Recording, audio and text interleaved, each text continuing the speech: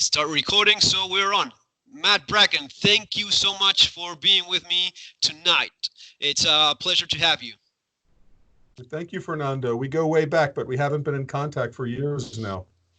Man, it is amazing. One of the things I like to say before we go on, this has been, I'm not kidding, this has been a dream of mine for years because I was always thinking of one day started doing like these, like interviews or podcasts or something like this. And the first guy I always wanted to have first was you because you were the first guy that encouraged me to start writing.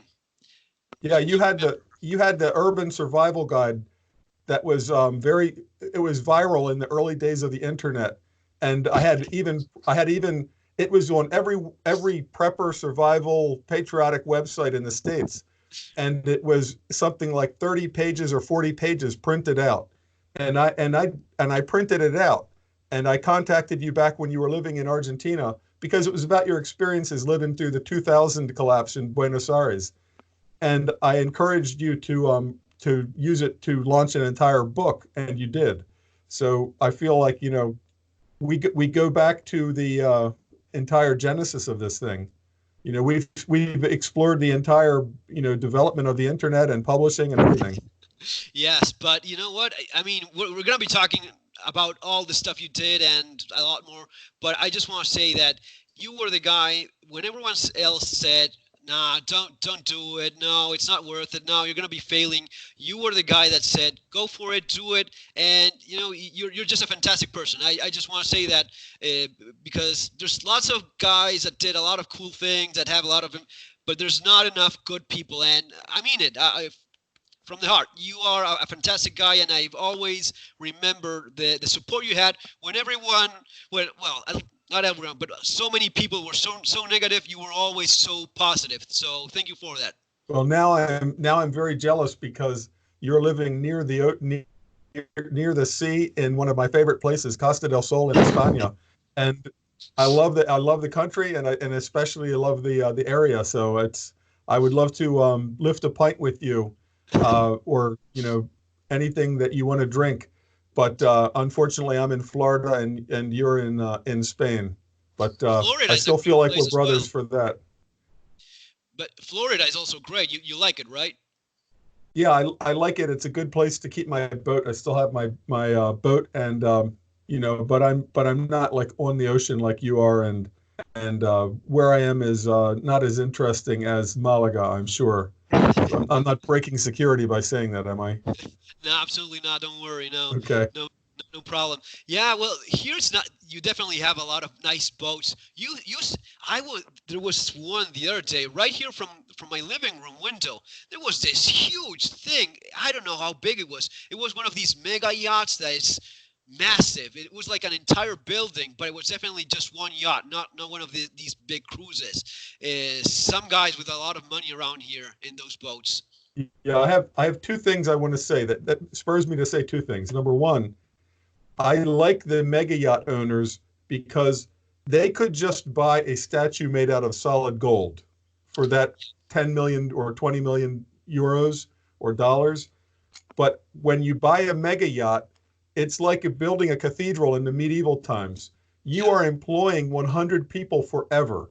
You are not only buying something, some people will say, oh, it's just a symbol of your wealth. Yeah, but there's 100 people having a job because of that. And a yacht is now 15% per year to maintain it in top condition. So a 10 million yacht is 1.5 million a year into the economy for the maintenance and the crew. So I have respect for those guys.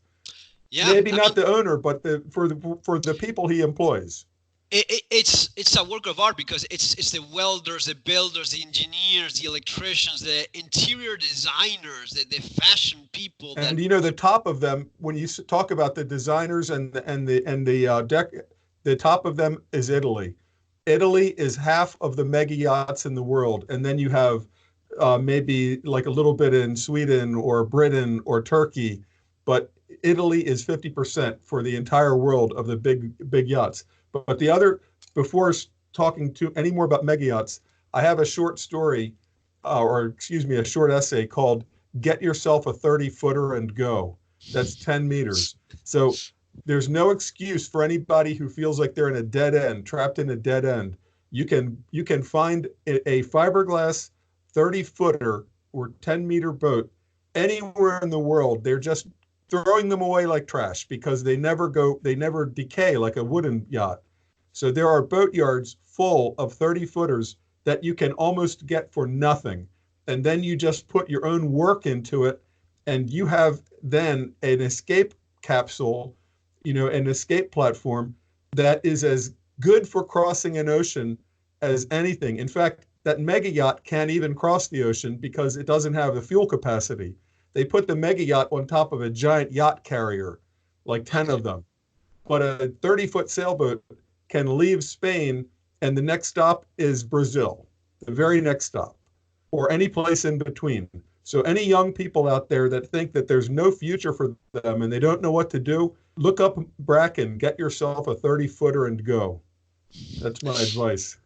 I was watching. I love what you just said because I never, yes, I've been in boats and had friends that sailed, and I thought, I always like the idea of what you're saying. There was this girl in YouTube, I don't know, a Swedish girl, maybe 18 years old. She went and she didn't have the money for it, but she went to see a boat that they were selling, and she was trying to see if she could talk the price down a little bit. The guys liked her so much that they sold the boat for one euro. Yeah. So they basically gave and, it away to her because they liked her. And there are places in the world where boats end up because the husband convinces the wife, we should get a sailboat and go sailing. And for French and Europeans, they get to a place like Dakar, Senegal. Or in America, they leave California and go to Hawaii. And then the husband says, I could handle it, but the wife says, I will never spend one more day on a sailboat. So you have to choose me or the boat. So places like Dakar, you can go to Dakar and they have boats stacked up because there's no market to sell them. So if you buy a plane ticket to Dakar, then you can find a good French cruising boat because the husband chose the wife and not the boat. Man, so. I would love to do something like that. It is definitely, I always liked, I always like living close to the sea. When I was in Ireland, I was also in a little town called Bangor, very much right next to the sea. Now I'm right in front of the Mediterranean. I just see it from my living room window. It's just the Mediterranean. You see it downhill. But it's definitely something I'd like to try out someday. Yeah, two things about sailing in particular. Number one, you have your own grid. So the entire world can have an EMP strike and you're still making electricity because you live on solar panels and wind generator and 12-volt batteries. And the other thing is, so much of when we think of travel, we are buying this fiction that the omniscient government can control us like cattle going in and out of a slaughterhouse. And when you're on a sailboat, you realize this is a fiction. Yeah, they can do that at the airport or the ship seaport. But for a sailboat, there is no border. You have to report in. I've come back to the States and call a toll-free number for the customs. And they say, okay, fine, you're back. Or then other times I just said, the hell with it. I'm not going to call them. They don't even know I left, so why should I call them to tell them I'm back? So only a few places like airports in Miami, Fort Lauderdale, but the rest of it, all the other inlets, you just come and go. And so when you're on a sailboat, you really are free. And it's not expensive. I'm only mentioning that for those folks out there. No, but this is the stuff that I love about you, man. You have all this fantastic experience, and it's also fantastic information because what you're saying, it goes directly, my channel is called The Modern Survivalist. I like talking about survival from a practical, realistic point of view. And what you're saying is very practical and very realistic because if things really get super bad, like sometimes people like to fantasize about, you're not going to be fighting against the blue helmets coming after you. You really have to get your butt out of there. That's really historically the wisest thing to do to stay alive when things really go bad. And if you put the same investment into a big RV, then your big RV will be stopped at the first gridlock where some bridge out of the city is jammed with cars. Yeah. And then you're done because, guys with tattooed faces and machetes are going to take it from you, period. And in a sailboat, when you leave a port, it's amazing. You can be leaving a big port like Miami, and you're leaving in the company of 4 or 5 other boats around you, some before, some after. 1 hour later, near Florida, you have the entire ocean to yourself. You can go in any direction, and nobody knows if you're going out for 2 hours or if you're sailing, to Brazil. Nobody knows, or you're sailing to Iceland. I knew a long time ago a smuggler. He was a smuggler in the I guess the 70s, and he lived on a sailboat, but he didn't smuggle using his own sailboat. I only mention this for the possibilities of other things. But he would charter a standard Beneteau in like the Virgin Islands. Then he sails it to Jamaica, loads it with, cannabis, and then he sails all the way straight into the Atlantic and then straight up so that he's off of the St. Lawrence River, Canada. And then a fishing boat comes out and unloads him, and then he sails all the way back to the Virgin Islands and turns in his boat after like a 2-month charter. So he can be sailing 10,000 miles, 2 months at sea, and nobody has a finger on him whatsoever. That was for, a bad purpose, smuggling, but it shows that you can just leave anywhere and arrive anywhere. I've spent 2 months at sea before. I've spent 2 months, and there could be for example, there could be a big epidemic like, Ebola or something. And you just got to get out in the ocean to figure out what's going on. Where is going to be safe? You might be hungry, eating only fish and catching only rainwater, but you can live. You can live and you can travel any distance. And there's been many people that have sailed like from America to the Orient nonstop in small boats, like 20-foot boats, that have really just 20-foot boats is enough for it. Yeah, 20-foot boats. That's right. And because they were broke and that's all they could do. There was an American in Panama at the end of World War II, and he had very little money, and he met his wife that was living in Australia. And because of the end of the war, there was so much demand for transportation. They said, you're going to be like 3 months before you can get any kind of a passage to Australia. You just have to sit in Panama. So he said, to hell with it. And for almost no money, he bought like a wooden 20-foot boat and he sailed all the way.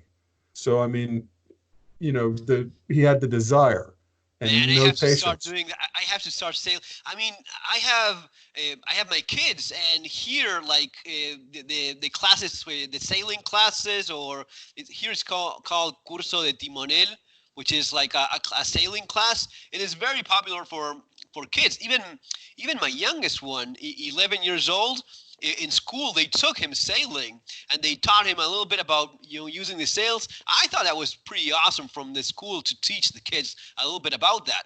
Yeah, I would compare it to learning to ride a bike when it clicks, when you get it, and you're not, once you learn to ride a bike, to balance on a bike, there's a moment where you go, aha, I've got it. And it's the same with sailing.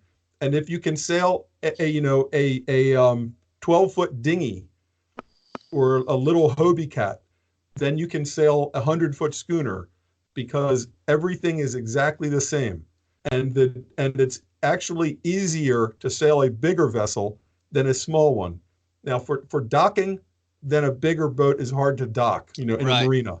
But once you have good water around you, if you can sail a 12-foot dinghy, then you can sail a schooner, because everything happens slower. Then you have time to plan how the sails will be set. Whereas on a dinghy, everything is quick. So if your kids learn to sail, it's the same as teaching them to ride a bike or a motorcycle. Then any time in their life, they can get on a sailboat and know what to do. And I have to get busy with that. And when I was in SEAL Team, I wanted to encourage my command to give sailing lessons, to take sailing lessons, because, and it never happened. I wasn't in for a career, and who knows, but if you're escaping and evading, you're out there at the beach with the infrared light and the submarine does not show up, okay? You're 2 days too late and there's no submarine. Well, they're not going to leave a powerboat with an outboard motor and fuel sitting on the beach any place in the world, but they Right. will leave a wooden banca boat, or some kind of a with just the sails in it that you There's can drag piles of through them. the ocean I mean, everywhere. if I knew how to sail, I have within sight several boats just sitting there that it would be very easy for me to actually, if that was my inclination, I could just get on one and be on my way if I knew how to sail. Yeah, the classic. The film is not that great. The book is better, but Papillon, he's a French guy in French Guiana during the Devil's Island era, and his skill being part of an escape team is that he knows how to sail. You Right. know, because if you can be the awesome Navy SEAL who can free fall and Yeah. closed Yeah. Yeah. circuit scuba, but you get to the beach and there's a sail a 18-foot wooden sailboat, but Yeah. you don't know how to sail. Right. Yeah, it's something I definitely have to do, and I've been thinking about it for a long time, and thinking about getting my kids involved as to learn as well, because there's little kids learning how to sail. I mean, it's Costa del Sol. Everyone is on the beach a lot of time. The school even took them to surf classes. Sure. That's pretty awesome, and it's a shame that we're not taking advantage of it, given that it's just within reach. And And just there's a as pile of fiberglass little boats over there. Yeah, and some that you can trailer very easy, even behind even the smallest car, or even put on the roof. And then you have once you get a certificate from the course that says you know how to sail, then you can start renting and chartering boats. Right. And it's often cheaper to fly someplace and charter a sailboat than to stay in a hotel that is just sitting on the cliff. You can go to the same place in Greece or Italy or Dalmatian coast Yugoslavia, and instead of staying in a hotel on the land for the same money, rent a sailboat. You Yeah. just need the card saying you're qualified, and they'll give it to you. I looked also into the laws regarding guns, and it seems that for all European Union, whatever gun you have in your boat allowed in your country, it's the rest of the European Union is going to be okay with whatever gun you have in it as long as you leave it in the boat. So that's something also worth keeping in Yeah, mind. it's different. Some people I've met a lot of captains that, for example, if they're coming back from the Indian Ocean, they'll buy a Kalashnikov or a similar weapon in Right. a place like Yemen, and because it's strictly black market cash sale, Right. and then use it to go through the Red Sea, and then either hide it or throw it overboard when they come back to the European Union.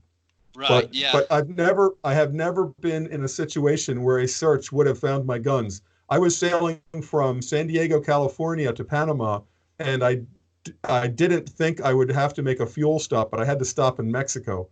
And their gun laws are so terrible that the risk of them being found would be like, prison and lose my boat. Mexico, man. Yeah. So I actually threw my boats over. I shot every bullet and then threw everything off of the boat, even the holsters and things that would indicate. Yeah. And in Mexico, when I came in for fuel, they actually did come on the boat with like a dog and guys in black camouflage, the black helmet. Because they know But you're American, and they see you and they know you probably have something, and they try to find it. yeah, there's something that you can buy in the States that fits into a standard 37.5. It's a normal flare for 37 millimeters, about this big, and usually they're Warsaw packed, like Polish or Russian, or Yeah. but but it's like a break open pistol, okay, like a Yes. little one break open shotgun, and you buy an insert that you put a sleeve into the barrel of the flare gun because it's not made for pressure. So it's a sleeve you put in, then you can put in a variety of calibers like a 12 Right. A 12 12 gauge gauge. shell or a 44 long Colt pistol, but it's a single shot, but you don't have a Yeah. gun. You have, and the insert you could hide in your tools. You could hide it in the plumbing, pipes and things like that, and nobody's going to say, "Aha, that Mm. that plus a flare gun can make you allowed to shoot bullets." But I've never I been. I like the gun selection in your book in Castillo K. What he had like a Glock and an AK-47 with a red dot, right? Yes, yes, and Yeah, not because he's a. I make the point in the book that Glocks are just utilitarian. yeah, And I'm not even a biggest fan in the world of Glocks, but for readers that aren't big shooters, I like to make the point. Yes, it'll work. It gets the job done, and you yes, can find it any place. You can yeah, find it in any country, and then you're handling the same gun that you're used to. Whereas some pistols are very unique, and if you lose the magazine, it's useless. yeah, It's completely useless. And the Kalashnikov is just a matter of availability. It's what he had a chance to get. Like he has the Russian 12.7 machine gun on the boat in the next novel, Red Cliffs, and it's just because that was what was available. And it's not as good yes, as a Browning 50 caliber, but it's about the same. And it was available. So in a yeah. post SHTF situation, a lot of this will come down to what's available. So Yes, for sure. Something, whatever it is that you have. But I always thought that if I ever bought a boat, I would probably have like a couple Glocks, and maybe Mossberg Mariner or something like that, or maybe the Hudson, the semi-automatic one that they have. They have one that is also parkerized, like marine coated. That would be a nice shotgun to have in a boat as well. Semi-automatic, yeah, 12 gauge, 7 shot. yeah, these are very rare incidents, but I remember this was right after the Christmas tsunami, or maybe a month or two after the Christmas tsunami in Bali in Indonesia. Some guys who survived, and I forget if they were in Thailand or where they were, but where they were for their Thai, they had a real big adventure because they're there for this massive tsunami, okay, on a Yeah. yacht, and survived that. And then they're coming through the Red Sea, and they're with like two other boats, and they get attacked by pirates. So they actually fought the pirates. So two sailboats where the one other sailboat is being boarded, and they did have a shotgun, and they were using buckshot to shoot the guy running the outboard motor. And that's what they, so you can, the shotgun has pluses and minuses, but Mm. in the ocean, you're not doing a lot of precision aiming because no Right. matter what you see in books, you can't use a scope and a rest because the Yeah. boat is moving. It's moving So a lot. it's moving, right. Mm. So when you're shooting a carbine on the ocean, you're normally aiming by your splash, like a battleship. You're watching your splashes. It's kind of like when you shoot tracers at night. You're with tracers, your firing cadence is so that you're correcting by where you saw your tracers going and where you want them to go. And in the daytime on a boat, you're firing and watching your splashes and then adjusting your fire by your splashes. But with a shotgun, it's not going to have a range past maybe 100 yards, even with buckshot. But Yeah. that's the only incident I know of somebody actually fighting off a pirate attack using arms. But it was one boat firing at, across, not at they weren't the boat being attacked. It was the partner of the boat being attacked was able to, shoot the guys on the pirate boat to And they make use them. a shotgun, a 12 gauge shotgun. Yes, and it's because what they had. In, Right. in a lot of countries, when you're traveling on a boat, you are deciding, sure, I would love to have, a 7.62 AK-47. millimeter. Yeah, I would love to, with a adjustable scope and laser and night sight. But if you arrive in many countries with what they consider a military arm, then they're going to look at you like you just arrived with uranium or heroin. You're it might be okay in Yes. America, but it's not okay here. And In fact, ironically, it's the laws are worse because in America you wouldn't have any problem, correct? right, no problem. But But in in some Mexico, countries, yeah, in some countries, the distinction is by caliber.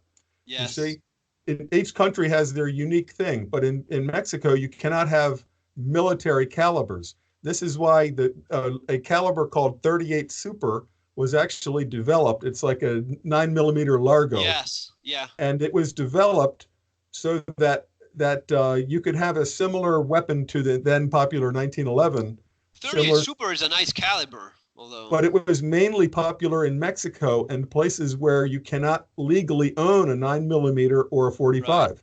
So the same exact pistol in 38 Super is legal in Mexico because it's not they're going by caliber. Is But it legal almost now in Mexico, 38 Super? I thought that they could only have like 380 ACP at no, the no. most. I'm just saying. I don't know about Ah, currently, but okay. I mean, I'm talking about like in the say the 1930s, 40s, 50s. Mhm. Their outlaw, their ban wasn't by semi-automatic versus fully automatic, By or is caliber. the barrel 16 inches or 18 inches, or does it have a stock or not a stock? Their big thing was a military caliber.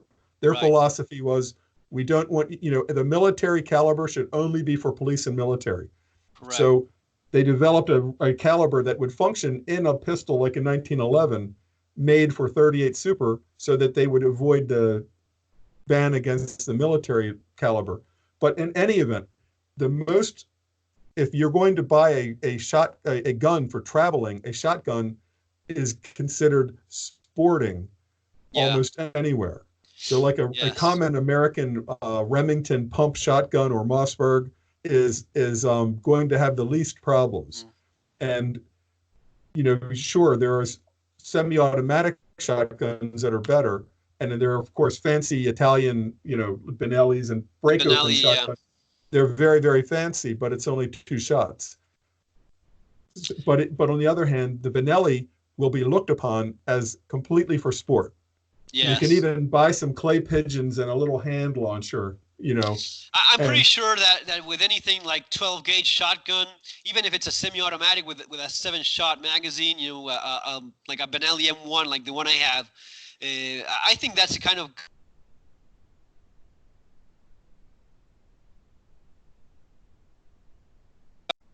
just Skype in froze. places like that. But in most countries, it would be considered okay, right? Yeah, and the other important factor is don't get a gun that you love so much that you're going to hesitate to throw it overboard. Yeah. If you see the hardcore patrol boat coming and you know they're going to tear your boat apart, and you're thinking I can get 30 years in prison and to In Mexico. confiscate my boat, you have to Yeah. have a gun you will throw over. So Yes. this is why some guys will buy a Kalashnikov somewhere and they only spent $100 in Yemen and then they're just going to throw it away. You Yes. know, That's a good don't buy a point. custom gun that you love too much. It's not worth prison. No, But I mean it has to be something that if you have to get rid of, because I mean you may have a plan so as to avoid certain ports that are not aligned with what you want to mess with. But if something unexpected happens and suddenly you have to go to one of these countries where they're not going to be okay with it, and as we were saying before, it usually is that the countries that are less tolerable of guns are the worst countries, like across Central America, many places, or maybe in the coast of Africa. But if you go to the United States or even here in Europe, yeah, they're not going to be having a problem with your guns. yeah, I don't know, but I would always check first. I would always check. And in some countries, it's the bureaucratic hassle is so extreme. Yeah. I don't know if this is current, but in Australia, for example, when you declare firearms, say you come into Sydney and you want to leave by Perth, yes, you're going to go from one end of Australia to the other. You can't keep the gun on your boat. You have to hire guards, Uh, like certified licensed guards, to carry them to Perth, well, that's like because it's you're transporting Australia. uranium. Australia is very anti-gun. Everything that Australia in UK, it's also very anti-gun. But Um, imagine the cost. Imagine if you have to pay two guards and there yeah, are plane tickets to go to take your guns like it's uranium, like it's they a just don't plutonium want you thing. to have any. They don't want you to have any guns. That's the simple. That's right. Same in UK that you cannot even have like a semi-automatic pistol of any kind. I mean, yes, they have those with a stick. Last time I heard, and I have some friends here shooting in some of the clubs. I shoot a IPSC, and there's a couple of guys from UK that they moved here because they just couldn't shoot anymore. They took their guns away. One guy was telling me he had to surrender a Colt 1911, a nice 45 that he had, and they were being treated as criminals, and they were being guarded with guns when they were waiting in line to surrender the guns, which is a pretty awful scene. Pathetic. Hearing Skype is freezing a little. But in this shooting that we had in Pensacola, Florida, in the West Panhandle of Florida, it's a big issue now. Why are American military bases a gun-free zone? You're training a guy to fly a F-18, but you don't trust him with a gun. So once a guy sneaks an illegal gun on the base, because they don't search your car. So this Saudi Arabian, he buys a Glock, brings it onto the base, and he's the only guy with a gun. He is a free fire zone. Right. And in the UK, this comes up in my last novel, which I think is my best novel, is called Red Cliffs of Zerhoon. It starts in Ireland when 70 schoolgirls are kidnapped and put on a long-range tuna fishing boat, converted fishing boat, taken all the way back to Morocco. It's set in the future when Morocco is like a free pirate port. I read it. Great. It's a great book. Yeah. But the SAS guys don't have any guns. So you're SAS, you're the top tier, you're the best of the best. You're as good as anybody on the planet, the SAS. And you retire, you can't even have a Glock, nothing. They put you back like you have a baby diaper on and a bib and a rattle. So you were like out for Her Majesty's government for 30 years, shooting terrorists all over the world, and you come and retire. Pathetic. So in the novel, they have to get the guns for the mission. The SAS guys that are doing the mission have to get the guns from an old IRA cache. So the IRA at least had guns, which as a plot device puts the SAS and the IRA in the same rescue team, for the greater good of going to rescue their girls. But I love that novel. I think it's my best novel for sure. I think and I always like the work sailing into them. All your novels are very good, and there's really not a lot of good survival fiction. In my opinion, yours is some of the best around, and I like reading in general. I read a lot of Stephen King, Asimov, so I like reading in general. But a lot of the survival fiction stuff is honestly very bad. Yours is actually fantastic. I really enjoyed Enemies, the entire series, Castigo K, and your last book is also very good as well. I like them all. Yeah, this is my first, and these are in print. It's really they're too long. They're like 250,000 word novels. They're fun to read. That's the thing.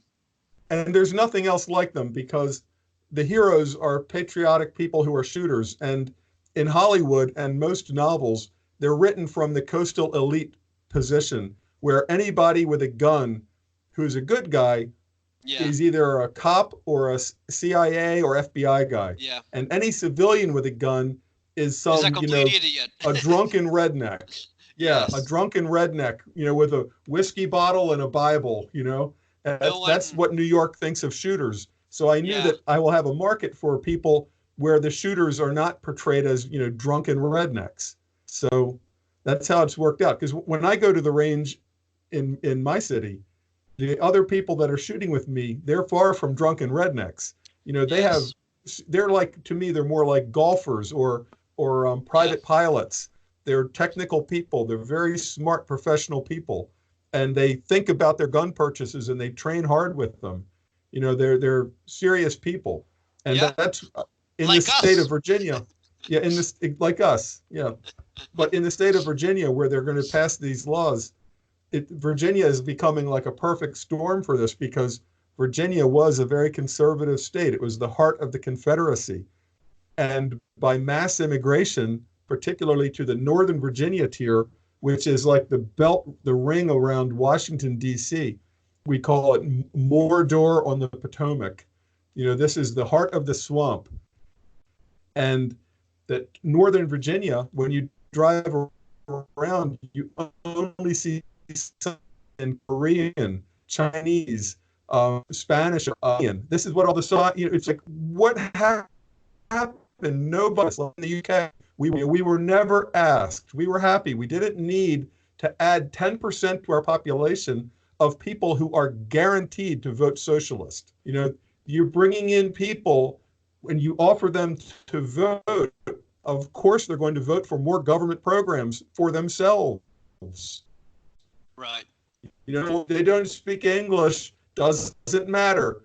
The government likes it even better if they don't speak English, because then you need a government translator, government service workers. So each new migrant is a net gain for the people that love a huge government, because they all require extra teachers, that can teach bilingually, extra everything. So in Virginia, with this influx of migrants that are socialists in Northern Virginia near Washington, then Mayor Bloomberg, who has just announced he's running for president, when they had the last elections in 2016, he spent millions and millions of dollars to pay people to go door to door to promote Democrats, socialists here, and gun control. So now they've got they control the state assembly, like the parliament. They control the governor. They have everything. And he's saying in January they're going to pass laws. First, they said to confiscate what they call assault weapons, but a Glock is an assault weapon. Yeah. It's semi-automatic. It holds more than 10 rounds. It's capable of holding more than 10 rounds. Well, any semi-automatic, even a 1911, if you have is capable. So by the language, they're banning semi-automatic weapons, which is like the premise of this book. Yeah, exactly. That book starts, with a stadium massacre, so that the narrative is compressed into a short period of time.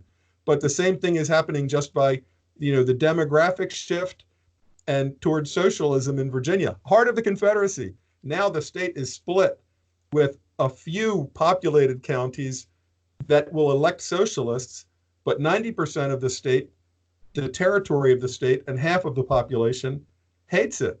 And they've said that they're not going to confiscate them now because they've had such a blowback with all of these sheriffs. The top law enforcement of the counties are sheriffs and deputies, saying we will be a sanctuary county. We will not obey these laws. We will not give any assistance to anybody trying to confiscate weapons. So this pushback has caused the governor to say, all right, we'll grandfather clause the existing guns, but no more can be sold. And to keep your assault weapon loosely defined, you will have to register. And to people in my community, registering is just meaning I plan to confiscate it in 2 or 3 years. So nobody is going to register these guns. And in fact, they're going to have some big demonstrations in Richmond, like mass demonstrations of gun owners. And I suspect that some of them will be showing up with guns, because one of the proposed laws is that you can't show guns in public if it's meant to intimidate. Well, the Second Amendment is the right to keep and bear arms. Right. So how are they going to prevent people if there's 50,000 people going to Richmond for demonstration? I'm sure some of them are going to pull out guns, just as a demonstration. And it's going to be interesting to see what happens out of this. Yeah. Anyway. It's concerning because, how do you think things are going to be going? Well, Trump is likely to win the following elections, right? He should be winning. Yes, he should be. But I'm very concerned about a false flag operation, which is one of the reasons I wrote that first novel, is to expose people to the concept of a false flag, because historically it's extremely effective. Before the Germans went into, I believe, Czechoslovakia, with Poland, where they did the false uniforms. They attacked dressed, I think, as Poles or Czechs. I'm drawing a blank right now. But then they had propaganda, like they came in with photographers showing like dead Germans at this radio station on the border, and the cartridges left from their own people, but a false flag, so that they could say, aha, I can't believe I can't remember if it was the Czechs or the Poles used in this false flag. But it was all Germans. But it's effective for a propaganda, especially when you control a media industry. So I'm afraid of something like in my novel, particularly if it can be blamed on a Trump supporter, because there are a lot of borderline psychotic people walking around, and not all, and some of them have will email you or approach you, and they're pretty nuts. They're pretty far out there. Yeah. And it's very easy to weaponize somebody like that. If they think that the CIA is Yes. transmitting to them, and you approach Lots of them, crazy people out there. right? But if you approach this person who's emailing you about the CIA is bugging their tooth filling, Yeah. well, then you approach them and say, "I'm from the CIA. I'm here to, give you your orders." There's somebody who's susceptible because you're playing into their existing delusion, which they will express to you via email or other means. So this guy is like a potential weapon. You just have to convince him you are from the Mossad or the CIA or whoever he thinks they're the good allies. And then you have them working for you. Sometimes I think even the media. I don't know if you saw what happened with that. Have you seen the movie Joker? No. You should definitely watch it. It's actually very good. Put it in your to-watch list because it's absolutely worth it. And liberals hated the movie from the get-go. They said it was empowering white racists and whatnot.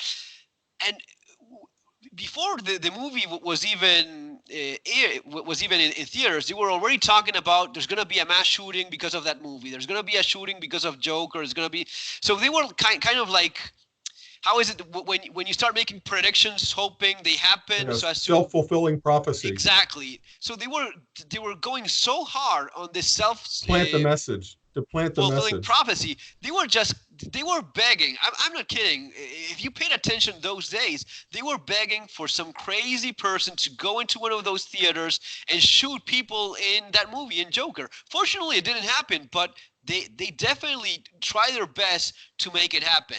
And I don't really understand why they hate the movie, because the movie is actually very good, and I don't see the angry white man message in it. I just saw a good movie. I'm definitely gonna have to watch it now. But it's actually very good. The Democrats are on, like, right now with impeachment, they're on a kamikaze mission because they're captured by their left. The Speaker of the House, Nancy Pelosi, the head Democrat of the Congress, she can't just say, "Shut up, I'm not going to do it." It's a kamikaze mission. She's strapped into a kamikaze plane, and at the Senate it will be thrown out. But if they have a sentient, workable plan, it's to just tar the brand of impeached on Trump, because impeached does not mean kicked out of office. It just means Congress voted. That's impeached. But then you go to a Senate trial like Bill Clinton, and then the trial will fail.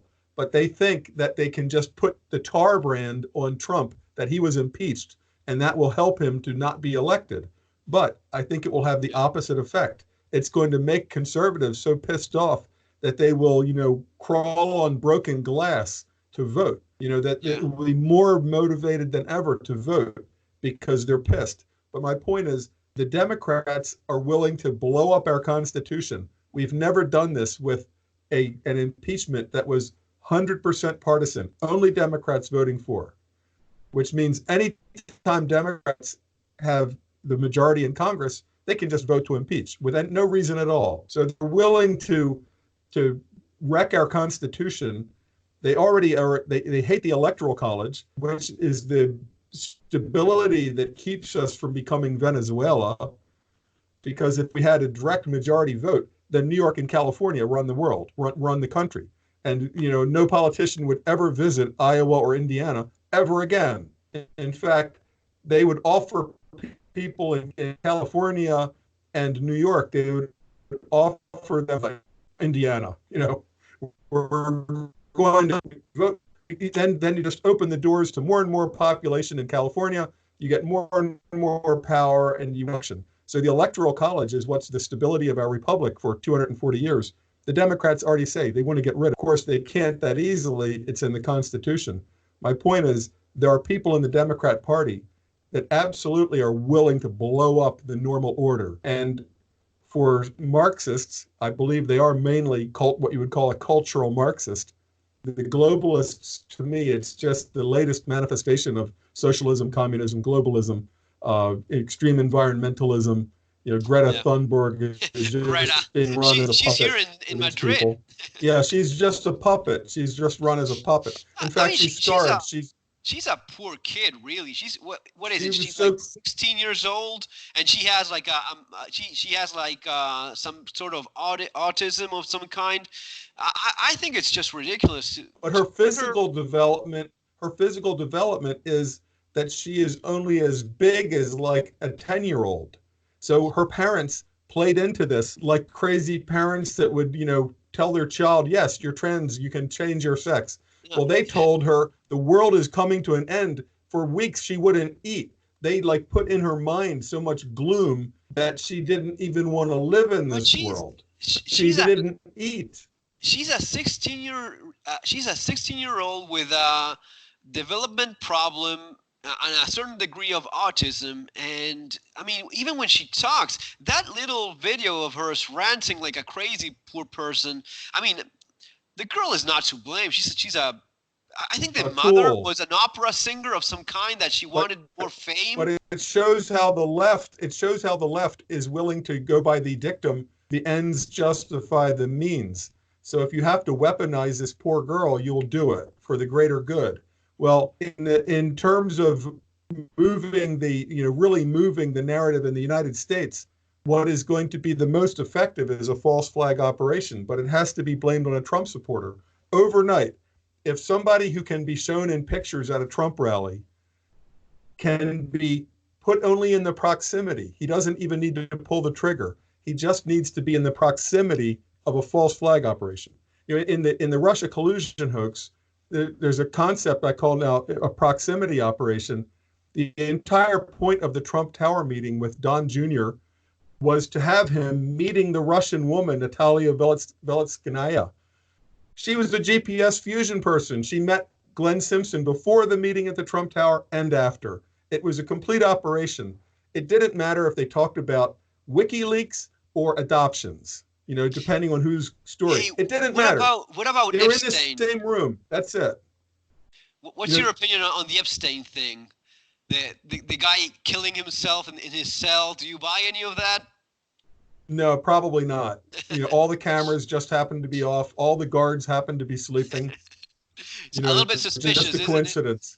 Yeah, and now it has happened in the world that people have falsely committed suicide in such a way to make it look like they were murdered, to blame somebody. They have such a hatred for their ex-spouse, for example, that they have framed their ex-spouse and killed themselves in a way to make like a homicide to be blamed on an enemy. They're already going to commit Yeah. suicide, but in a sense, they want to take their husband or wife with them, their ex-husband or ex-wife. So they get the hairbrush for the clues, the hair and the Yeah. glass with the fingerprints, and leave it at the scene of what it ends up to look like a murder. There was even a CIA spook, a spy who committed murder in the Chesapeake Bay. Well, this has happened multiple times. Some of them were really murders, but the guy commits suicide by tying a bunch of chains on himself and jumping off of a small boat that will then drift away, knowing that his body will eventually lift the weight of the chains up because of the gas. Right. So he'll be found in the Chesapeake Bay with chains on him to make it look like the CIA killed him, when other clues that he hadn't planned well for pretty well proved that he did it to himself. So people have done extreme things so Epstein, somebody like him looking at the next 30 years in a cell like that, he might have a good reason to commit suicide because he's used But to the camera thing, turning off the cameras when he was in custody, that's super suspicious and fishy. Yeah, and his former roommate, supposedly he had attempted suicide a few weeks earlier. So the psychiatrist said he should not be in a cell alone. So the roommate that they gave him, the cellmate, was some ex-MMA, like 300-pound MMA guy who was in there. Yeah, whose nickname was like Headbreaker, who was in prison for like completely assaulting people all the time. So he's like the perfect guy to put in the cell to scare him and intimidate him. and give him, like, choke him, but not fully, so that then you have a reason to put him on When another. you think that the kind of dirt that guy had on everyone, because in that island, I mean, everyone from Bill Clinton to the prince of the son of the Queen of England, Andrew. Andrew. I mean, the amount of film of CDs that guy had on everyone must have been incredible. Right, everything was wired, and that was his main business model, was blackmail. He Right. had corporate. He had multi millionaires, nearly billionaires, who signed power of attorney to him. Nobody does that. You don't. You might say you can invest this 20 million, but nobody gives you power of attorney for my complete financial affairs But unless you're if under you have a total video control. of him with Right. with a teenage girl in his island, maybe you Yeah, will. or Yeah. two. And Yeah. and so there was a lot of people with motive to kill him. But then you get to, the first, second, third level thinking on all of these affairs. Uh, First level thinking is kind of, did he kill himself or didn't he kill himself? And that's valid and important discussion. But also there is a kind of a second, not kind of a second level uh, analysis, which is what do people perceive? Let's say he did commit suicide, but everybody believes he was murdered. I mean, everybody. It's just like, no matter what, they believe he was murdered. That's really, to most people, no different than if he was murdered, because people believe he was murdered. Even if you and I could prove he committed suicide, we Yeah. couldn't move that. We could never move that opinion.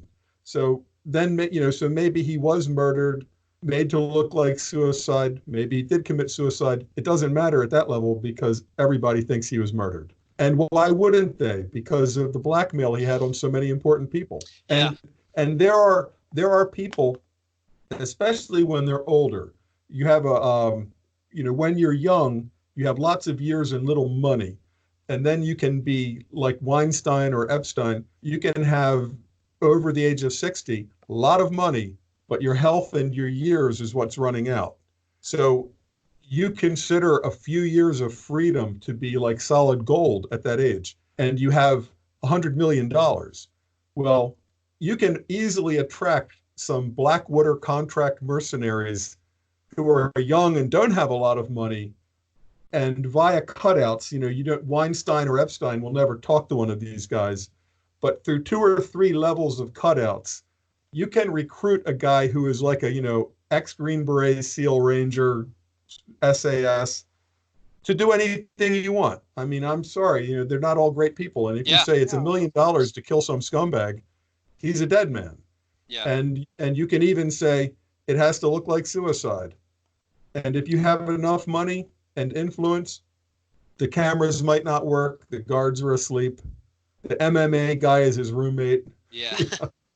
Well, And in the case of Argentina, the woman, Cristina Kirchner, she the the the district attorney, like the guy, yeah, it was the district attorney that committed suicide the day before he went to court to ask for her imprisonment, because he had like a huge file on her. And the day before he went to court so as to present charges against her, he committed suicide how with did he die?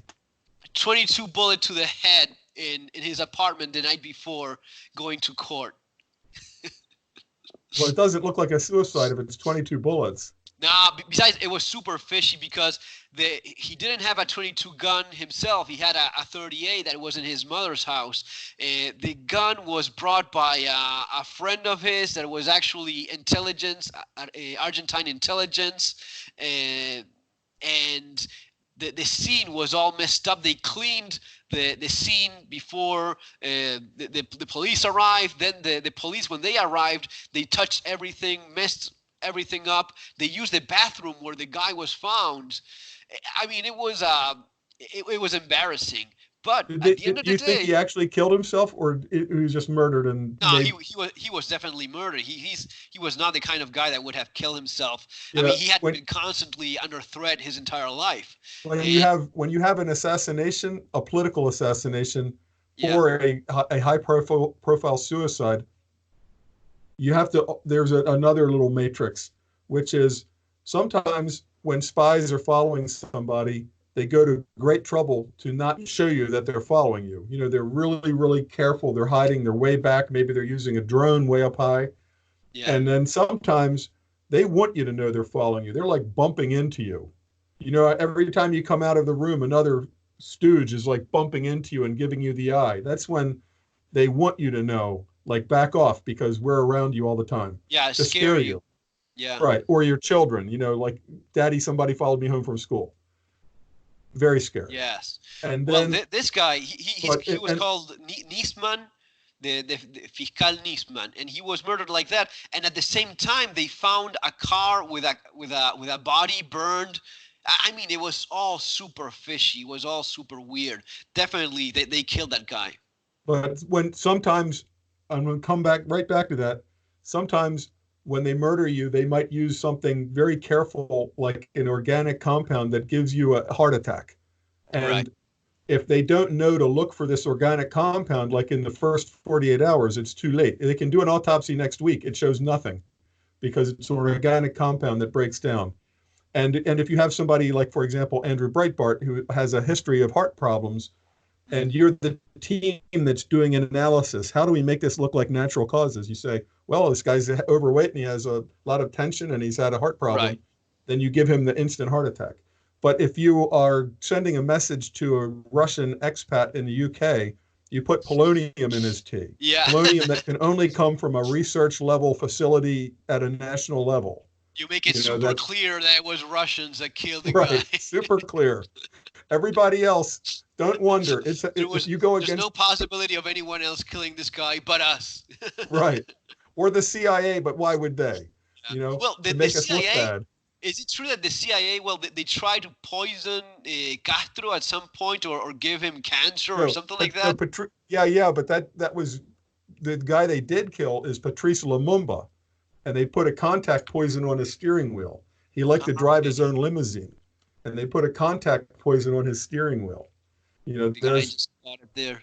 Yeah, they've given people cancer by like putting something in your shoe that you'll be in contact with over a period of time. You know, there's right subtle, but the guy in Argentina, you have to say either they're really bungling idiots like Inspector Clouseau, or they just don't care. It's like, yeah, we're killing him, we're calling it suicide. What can you do about it? And that's the message for the next prosecutor. Yes, that's the. I think that was clearly the idea. They just killed the guy. They messed up the scene, and you know it is what it is. The guy is dead. He was gonna be charging the president of the country, so let's just get rid of him. Well, in my theoretical, I have a short story called Adam Fish Has to Die, and because I can't say Adam Schiff, who is the head of the Democrat Intel Committee running this impeachment scam in the Intel Committee. Right. So I made anagrams of key names, but the story is called Adam Fish Has to Die. And two corrupt FBI agents are discussing, you know, what are we going to do to save ourselves? Because the narrative is going against us. We're going to end up in prison for this, what we've done. And in order to completely overthrow the narrative, which is trending in Trump's favor, all the things they have tried against Trump have failed. And in the end, some of these high-ranking FBI people can go to prison, and they don't want to go to prison. The only way to overturn the narrative is for this buffoon named Adam Schiff in real life, but in my short story, Adam Fish with an SCH, like German, is to have a Trump supporter plausibly be the assassin of Adam Schiff, or another one of these FBI agents that's very famous, that it can be blamed on Trump, because then immediately the mainstream narrative 24 hours a day, 7 days a week is Trump triggered the guy into this. Trump got his mind ready to commit murder. Trump could have pulled the trigger himself. It was one of Trump's minions. So the key is you have to find a Trump supporter who is mentally adaptable enough to get them to at least be in the proximity. And that means he does not have to pull the trigger. He just has to be on the same hotel room or same hall of the hotel room so that the video can show him going into the hotel. Somebody else can pull the trigger. There's lots of people that are, there's lots of people that are completely crazy. As you said, it's so easy to influence people. Like we were talking about before but even that they don't have to pull the trigger. You just have to have them where the video can show him going into the place where the rifle is fired. That's all you need. Well, the one, where was it, in Vegas? That was super suspicious. Yeah, the Las Vegas. Yeah, Las Vegas. That was so strange as well. Very strange. And didn't make any sense.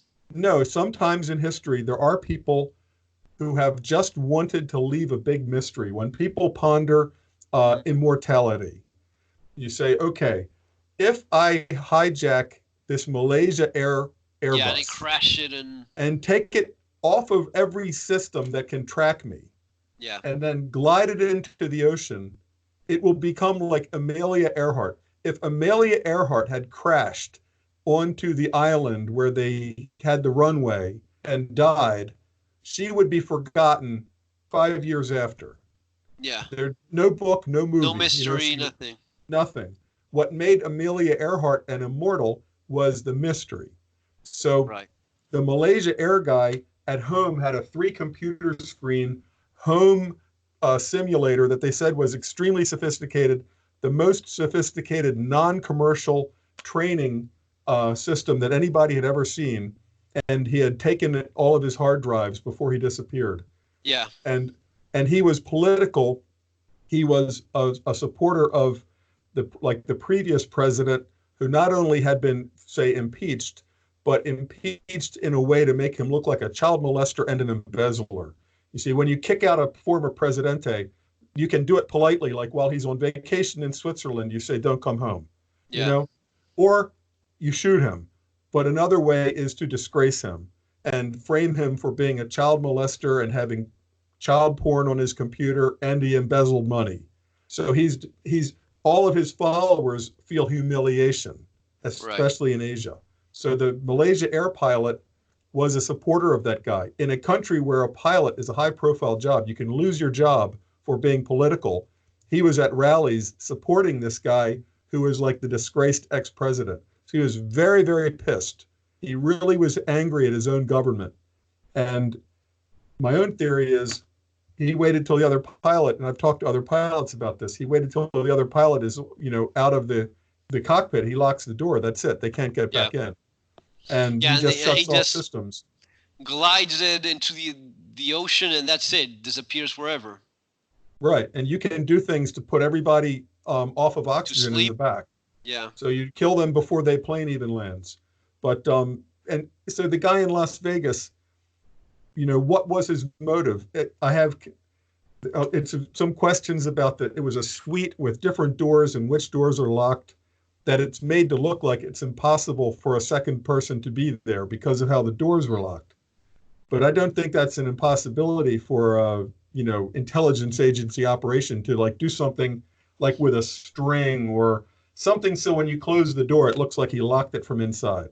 Well, right after that, it was a bump stock ban, right? So it was pretty fast after it that they went with that. Well, in his concept, the bump stock kind of makes sense because it's not accurate, but he's aiming at a target that's like 10 degrees wide. Yeah, what was that, a concert of some kind? Yeah, firing from above at a crowd of people that are in a fence. They're inside of a fence. They have to keep people getting in without paying. They have a fence. So that was very much like in your book in Enemies.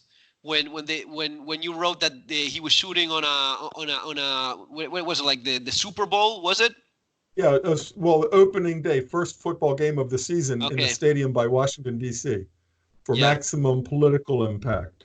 But in Las Vegas, I can, as a novelist, I would say it's possible that you get a guy like that to believe he is a cooperating confidential informant for the DEA, the CIA, the FBI. It's very typical for intelligence agencies to use a false flag, for example, to make a Jewish person think they're working for Mossad. Right, Or, right. or on the other hand, if they think the guy doesn't like, Israel or Jews, then it Yeah, could be Mossad, but they you pretend to be CIA.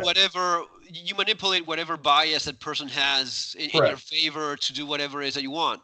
Right, and then you tell him that we're doing a anti Al Qaeda or Islamic State operation where these Saudi princes think that they are going to be examining weapons for a possible sale. So we need to have these 10 guns to show that we really can get guns, and like a shopping cart. This is and once these Saudi princes come and agree to buy the guns, then the FBI agents in the next room are going to run in and arrest them, and you'll be the hero. Right. So, a patsy. Somebody who thinks this is the operation, but really he's just a tool, and he's going to be portrayed as the so. But maybe he just did it to be infamous, to be just go out with a bang in his own way, in his own mind, be famous in death or whatever. Tell me this: what is it that you think is going to be happening? I mean, because I'm pretty sure that Trump is going to be winning the elections. But what's, in your opinion, going to be happening after that? After Trump, after 4 years of Trump, what is it that could possibly happen in your opinion? Well, the cultural Marxists never will convert and say, you know what, I'm just going to get on the Trump wagon. This never happens. They will be more and more convinced that he's Hitler. They were calling him Hitler before he was even elected. And he's not. But to the left, anybody to the right of, Karl Marx is a Nazi. And they're going to get more and more crazy. Like on campuses, nobody can speak unless they're a left. It's very violent. Everyone is super, intolerable of anyone's opinion. I don't remember seeing it like this in a long time. I don't know if you feel the same way. And the risk of false flags. I come back to that because it is such an unbelievably effective weapon. It's like, if you're fighting the natives in Africa and you have British machine guns, there's a poem, I forget, but it says talking about the Hottentots, but we have got the Maxim gun and they have not, so when you want to stampede the herd, there is nothing more effective than a false flag operation. And if it's a bomb, it's difficult because then you have to actually have some idiot willing to blow himself up, or even plant a bomb, unless you tell him it's just a decoy, or you tell him you're putting a glitter stink bomb in the convention. Right. It's not. You don't tell him it's C4 with nails. You tell him that it's a glitter stink bomb. Pamphlets with political climate change something. And you even show him one. Yeah. You even show him one, but the actual one turns out to be C4. But for example, what I was talking about on InfoWars today, on January 20th, they're going to have this big manifestation in capital Virginia, in Richmond, where maybe 50,000 pro-gun people show up. All right. So if you're an Antifa and you want to completely turn this against conservatives and gun owners, while these 50,000 pro-gun people are there, you go up in a parking garage. They're always popular for shooting because you can drive in and drive out, no windows to open. In Dallas, a guy shot all these cops. He just went to a parking garage. You have a lot of mobility. You can go up and down floors and hide a lot of places. So you go to a parking garage and you shoot 10 cops from the direction of where all these pro-gun people are. It's like in my novels. You leave anti-Muslim literature outside of a mosque, that where the cartridge, where the bullet shells are laying. And nobody ever initially looks for the second level thinking, the false flag. They immediately, if it's plausible that conservatives did it, then they did it.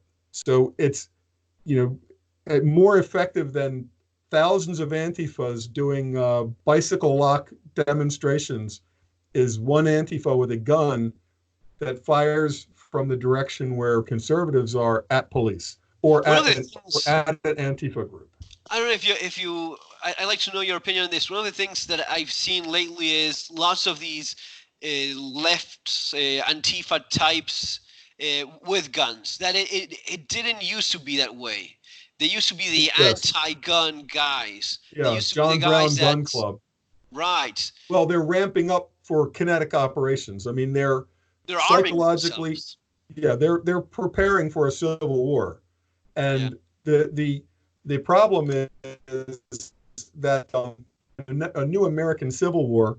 I use a few examples of what it will relate to. One is Dirty War in Argentina. The Monteros, what was the the Marxist group? Montoneros. Yeah, Yeah, there yeah. really were left-wing terrorists, Well, they but were the they, generals, they were declared left communists. They were directly Red Star communists trying to overthrow the capitalist system. That's what they were. and if you go, if I don't know the particulars of things that they did, but if you like They went to would a military officers, if no. you You know throw a what they did? They grenade at they a blew up. They blew up kindergarten kids so as to get back to the parents. They would kidnap people and torture them so as to get money for the cause. They were the scum of the earth, but they're now portrayed as a poetic Che right, Guevara bullshit. because of And the it pisses you off. reaction to them, because of the reaction to them was desaparecidos, Yeah, you know. And I know that it's a fascinating element of history. Some of the pregnant women of the desaparecidos, they let the baby come to term, and then the babies were adopted by yeah. Chilean military families. No, they were And adopted by many times by the same. The thing is this now history is what's happening in Argentina is they try to rewrite history portraying all these people like heroes and patriots when they were really terrorists. They were someone that puts a bomb in a kindergarten. It's simply a terrorist. There's nothing patriotic yeah, about that. and then the gloves come off, and now they're all just left-wing professors that were killed for Yeah, no reason. But yeah, but I compare American Civil War will be like Argentina Dirty War, also Northern Ireland troubles. So two places you have yeah, lived. So you have experienced these peace walls. You have seen these yeah, peace walls where they still yeah. Catholics and Protestants still are not comfortable in Belfast. Man, I know about that because as you said, I live there. I would say it's different. In Northern Ireland is different. It's a different case. In many cases, it's in Northern Ireland. It's very historically religious because the fight between the Protestants and the Catholics has been going on for centuries. Really, Yeah, they but just but I don't mean the causes. I don't mean to compare the causes of these yeah, situations like in Argentina and Northern Ireland. I mean that the way that the war will manifest yeah, is that somebody in a false uniform rings your doorbell, and you yeah, think he's a messenger from your company, and he sees you and shoots you. You know yes, that yes, or you get taken from a couple, like in Mexico, a couple military vehicles pull you over, and then you're never seen right. again. And Well, maybe it's military or maybe it's cartel. You in don't Northern know. Ireland, even today, you have the guys that work police. They just check under. They wouldn't park the car in the driveway. They always park the car inside because they don't know if it was tampered with at night. Right. And it was a typical thing to blow them up with something like that, or knock on the door and just shoot through the door. In Northern Ireland, all doors are glass. That like 90% of the doors you see all across Northern Ireland is just glass. So you just can blast through it with a shotgun without any problem. So you just ring the bell when someone shows up, boom, they shoot him, and that's it. The thing you're saying about the similarity between what happened in Argentina, that I could see that happening with the kind of left that you now have in the United States, because these people are very violent and they are arming themselves and they have no remorse in showing themselves on the streets with their guns, and they're not gun people. That's one of the things I sometimes clash a little bit with. Some gun owners would say, okay, now that the left is also pro-gun. No, they're not your friends. They're nothing like you. No, People absolutely. people like us, we have guns to defend ourselves and defend our loved ones. These guys are thinking about getting guns so as to make a political statement Yeah, and and so as to use it. different, different from Argentina also is the right-wing military government battled the communist terrorists. Yeah. But in a American Civil War, most of the government will favor the cultural Marxist Yeah. side. Will So be they will on be their side. Yeah, and but I don't see them doing a lot of big raids and things like that, not like the actual military.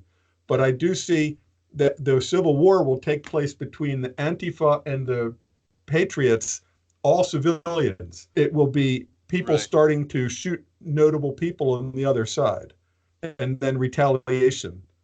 And one of the most, he said they're not the Antifa, they're not gun people, but a Molotov cocktail is one of the most effective weapons if you can throw it through somebody's bedroom window. Yeah. It's also very No, but scary man, I and mean, does.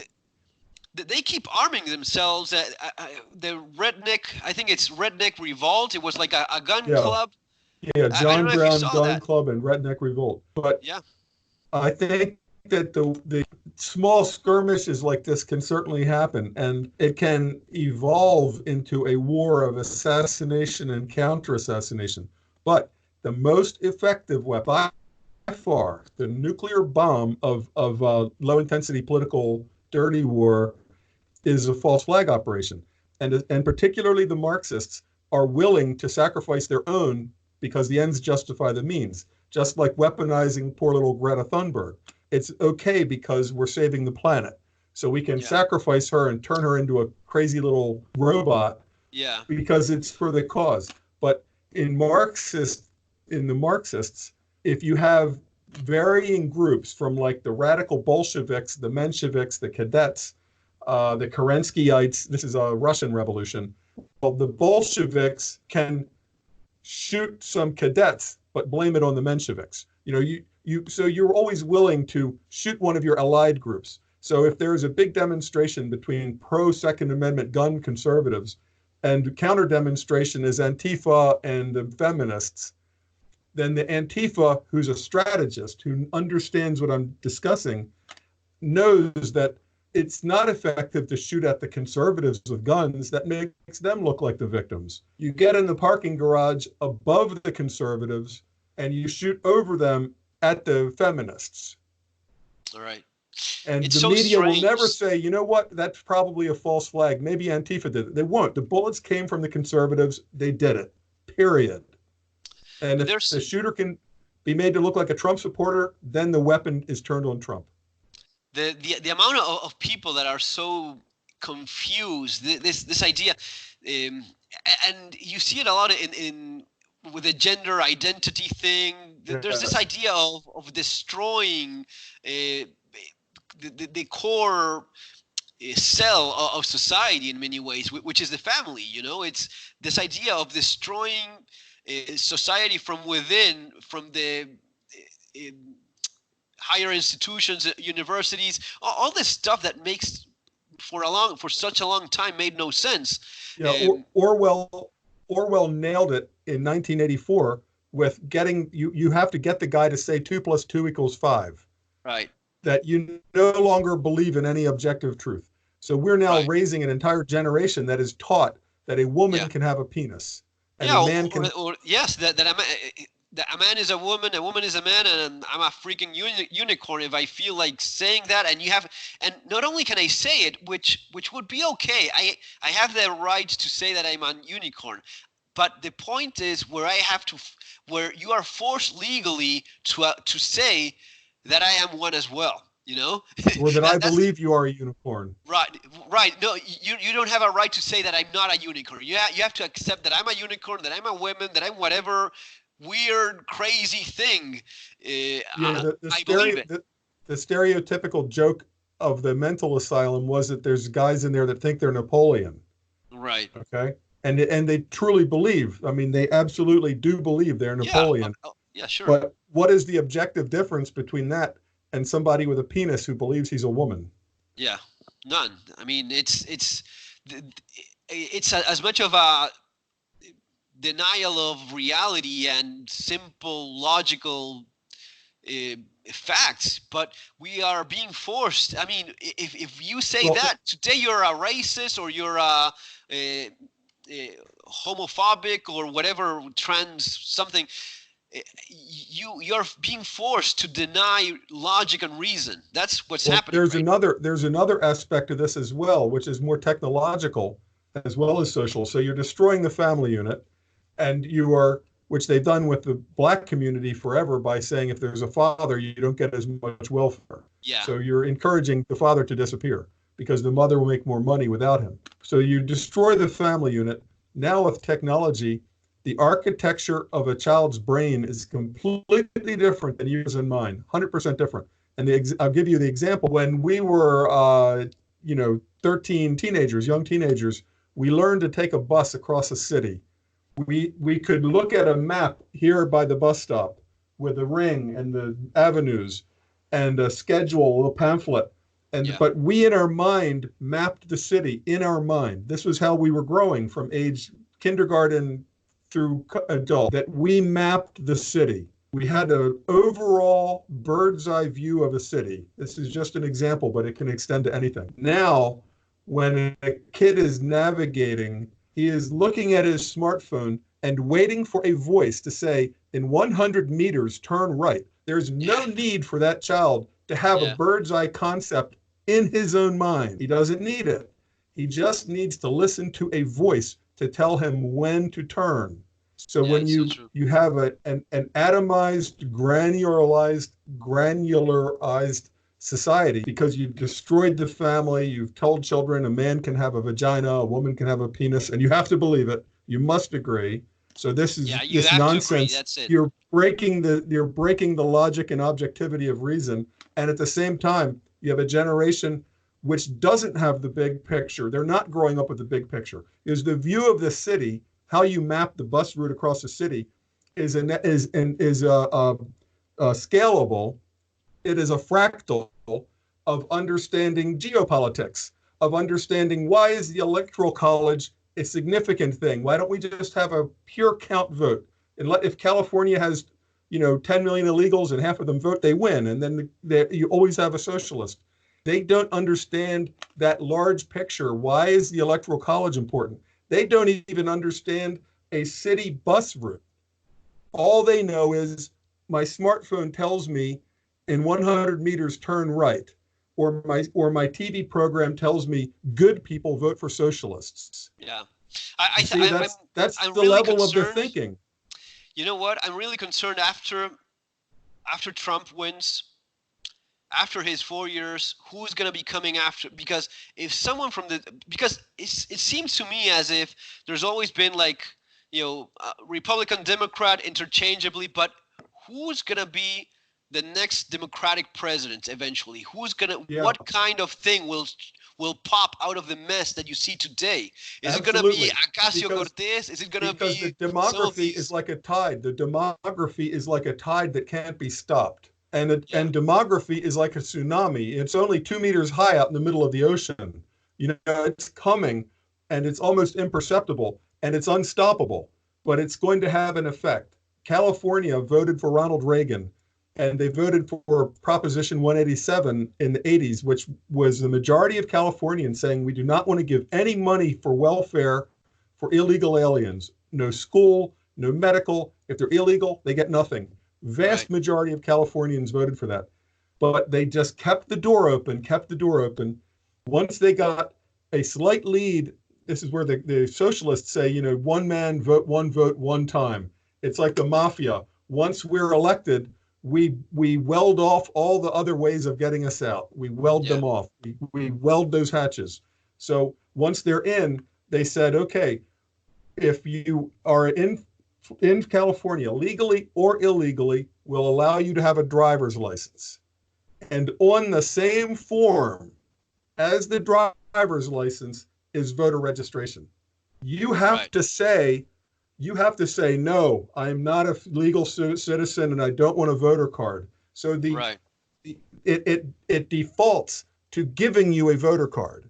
And then via surrogates, meaning like on Spanish television, they have people who maybe they're not working for the California government, but it's somebody who, until last week was working for the California government, who is saying in Spanish on Spanish television, there is no Department of Voter Fraud in California. We have nobody checking. Nobody has ever been arrested for voter fraud. So it's wink, wink, wink. So then now California is solidly socialist, and they have welded all the ways closed for Republicans ever to threaten again. And in Virginia, the same thing by demographic shift, because 80% of new immigrants are coming from places that are hellholes. Yeah. And the first thing they're told is Democrats will give you more welfare. Vote for Democrat. The same thing has happened in Argentina for a while now. They would just give the DNI, like the national card thing, for anyone that crossed the border so that they would vote. And they would tell them on the radio on their own country, go to Argentina, get your card, vote for them, and they'll give you a free house and they'll give you free money. And there were people living in Bolivia, in Paraguay. They were getting the welfare from Argentina while living over there.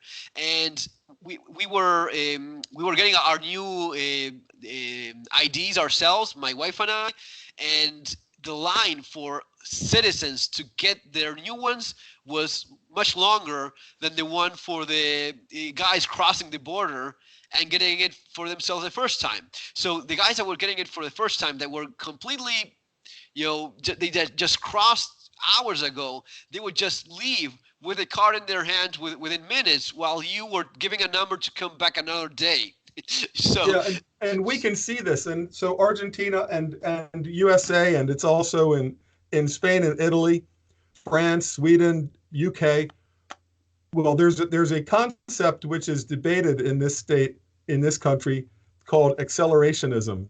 Have you heard this one in this context? Accelerationism. Accelerationists believe that by the slow demographic tidal shift, we're doomed. We're just totally doomed. Every state will be California. Virginia, can't believe it. Virginia is now completely Democrat socialist. It was the heart of the Confederacy. So the accelerationists believe, if we're going to have a civil war, have it now rather than in 20 years when we're outnumbered, guns have been confiscated, or, Texas, they were talking about Texas becoming blue. Is that possible? Yes, absolutely. It's already purple. So in a lot of the Californios, they leave and they go to places like Texas, but they still are pretty liberal, for one thing. And then just the illegals. Anybody that comes to America from south of the border is 80% likely to vote socialist, because they're just told you get more benefits. If you want free health, if you want free education, you'll get free stuff. The same thing is in Argentina. You're going to be getting free stuff. They would cross the border. For example, a treatment in Argentina in hospitals is, you walk through the door and you get treated. Now they would send from neighboring countries, they would send people over to get treated. And at some point they said, we have to put a stop to this, because there's no way of financing. I mean, we hardly finance our own country. We cannot finance the healthcare of neighboring countries. We even have this thing in the States called birth tourism, because we're one of only 1 or 2 or 3 countries in the world anymore that if you have a baby on our territory, even if it's like in an airport changing airplanes, that baby is a citizen. And since that baby is a citizen, well, you can't kick out the parents. The parents have to look after that citizen. So they have hotels where Chinese women, but they have hotel where nothing but 8-month pregnant Chinese women go to fill the hotel. Right. But is it still that the parents get to stay as well? Because I thought they would be getting kicked out, and the kid could come back to the United States when he was 18 years old. Well, it's always a question, but the judges lately The judges have been saying it is a crime against humanity to split them up. So that usually the parents can stay because they'll just get in front of a left-wing judge and the judge will say, okay. But so in any event, there's nobody ruled by a judge then to deport them. Deporting is almost impossible, especially if you have an anchor baby. But the accelerationists believe we're going to have a civil war. And it's going to be better now than when we look like South Africa, where we're like, living like Mad Max world inside of compound with glass and barbed wire everywhere. Sad. I know firsthand what it is like to have your country go like that, because it's this. I don't know if you've been keeping up with news about it, but Cristina Kirchner is back in power in Argentina. She just she's reelected as vice president, and her secretary is now the president of Argentina. He just assumed a couple days ago. So Cristina Kirchner is back in power in Argentina, and you should see the faces of the scum out there in the rallies and the marches and parading. It is so sad, because it is even worse than when I left, and the damage that this liberal socialist, I don't know whatever mess that this thing is, it does to society. It just destroys the country. There's no hope in that place. There's no hope. In the case of the USA, if there is a civil war, the accelerationists believe that it will be a bloodbath via a few different methods. Primarily, everybody can attack the grid. In a modern civil war, everybody gets a vote on their neighbor's electricity. We have no lights, you have no lights. Because all you have to do is shoot at the transformers. So why should those people on that side of the highway have lights if we don't? So pretty soon there's no lights, and then it will be starvation times for everybody. But in a city, it's absolutely unlivable. A city is like an organism that requires arteries, bringing in food, water, etc. And without electricity, very soon, then the transportation breaks down completely, and the cities absolutely go wild and implode upon themselves and feed on themselves, essentially. Do you see it going like? I like the example of Venezuela, how that country went to hell from being. I mean, it's one of the most oil-rich countries in the planet, Venezuela, and they still cannot afford toilet paper. But see, we have the advantage of studying places like Argentina as an example. And the conservatives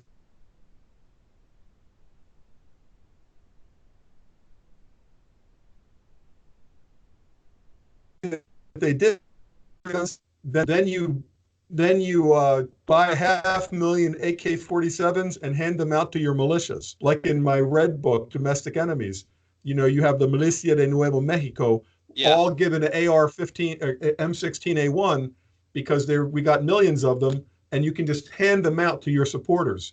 Well, then there's no problem with demonstrations by conservatives, because anytime Venezuelan conservatives try to have a demonstration, they get shot. So in this country, we look at examples like that. And this is why, for example, in Virginia, they said, okay, first, as of last month, they said, we're going to confiscate all semi-automatic weapons. Then a few days ago, they said, you can keep those, but you have to register them. Virginians are going to say, hell no. It's crazy that even that conversation is going on. Right, because we specifically look at Venezuela and say, first they said, for public safety, we just need to know who has them. It has nothing to do with keeping them from criminals, because criminals don't give a shit. But the honest people register them. Then 2 years later, they say, everybody in this city has to turn them in. And we know who has them. And then you hand weapons to your political allies, the scum, Escoria, right? Escoria? Yeah. Escoria, yeah. Escoria. But you hand is your accent recognizable in Spain? Do people think you're Spanish, or can you tell you're Argentinian, or? No, right away they know you're Argentinian. There's a ton of Argentines around here, but mostly they get along well because it's so close. I mean, Argentina is basically half Italian, half Spanish. So, I mean, bunch of Germans and Did you Yeah, like yeah, in Red Cliffs and in Castigo Key, the doctor's name is Aleman, yeah. and if he's talking to Americans or British, it's Ailman. And and I actually, when I was in Spain in 1983, I was with Spanish frogmen up in Pyrenees at a big dam, a represa. Yeah. Fantastic. On one side of the dam, you can do a deep dive for qualification. And on the Okay. other side of the dam, you can do a super long rappel. And then all over the dam, you can run around in big zodiacs, ribs. And below the dam, they can turn the water on and off. So we're down with the rubber boats and they can make it like the Grand Canyon. They can just turn a valve and here comes the water. So the best time I ever had. I was at a Spanish wedding, military wedding, outdoors. The first time I saw somebody opening a champagne bottle with the knife, breaking the glass on the top. Yeah. And they had a table outside with tents. They had a table with champagne glasses stacked, and they knew how many. So one bottle would fill each Fill all of champagne them. glass. Yeah, Right. Spanish military wedding, maravillosa. But anyway, yes, I love Spain. I would go back in a heartbeat. Oh, but the head of the Spanish frogmen had blue eyes and brown hair, Yeah. and his name was Aleman. And Right. he said, my ancestors came to Spain during the Reconquista, when he probably had some name nobody could pronounce. So they And they just called put him Aleman. Aleman, right? But he's a Spanish military officer with blue eyes and brown hair, Yeah. Aleman. Well, here in Spain, mostly because of the Moorish invasion, most of Spain that is from the middle to the south, it's gonna be a little bit darker skin. Yes. Middle to up to the upper northern region is going to be more blue-eyed, blonde type of people, because that's pretty much where up to the point where the Moorish invasion got Yeah, in their it's funny. invasions. It's funny up in Santander and cities around there when I was hitchhiking around. Um, the north of Spain and País Basco, the only Yeah, place I visited in my life where I look like an average guy because I'm in my 20s then, but I've got blue eyes, a long white face, and brown hair. yeah. And It's everyone in. everybody is walking up. People are walking up and talking to me in Spanish or in Basque Yeah. dialect because they look at me like I live there. So I always found that interesting. The Basque region is fascinating. These people, they were researching the DNA of the Basque people. Even the language is so strange because they found out that through DNA study, they found out that they're so isolated. They're basically from caveman era. They're some of the oldest people in Europe because they've always been in the mountains, and any invasion, any kind of thing going on in the peninsula, they would just avoid them because they Just were go people in the around. mountains. Yes, because they were people in the mountains that knew their region very well, and even when Alexander came through, they beat some of the guys that he sent. So they would just go through it, but not mess with anyone in the Basque region because people in the mountains that knew so well their own terrain were pretty much impossible to conquer. So they would just avoid them and go to the rest of Spain, Yeah, leaving those guys alone. there's also the interesting DNA studies about the Celtic people who had even in Galicia and even in places in North Africa, and of course Brittany and France and Wales and Scotland and Ireland. But the wanderings of the Celtic people are very interesting because they were very nomadic, and Yeah. some of them landed in places and stayed there, and their DNA is still there. So I Yeah. think that in ancient times there was much more traveling and even by ocean, by seafaring than people. Well, all the Celtic settlements on northern Spain, where I come from, Galicia, all those places, they found Celtic settlements from God knows when. And the construction type is the exact same as the one that was over there in Ireland. Those Right. stone huts that they would make. It's really interesting.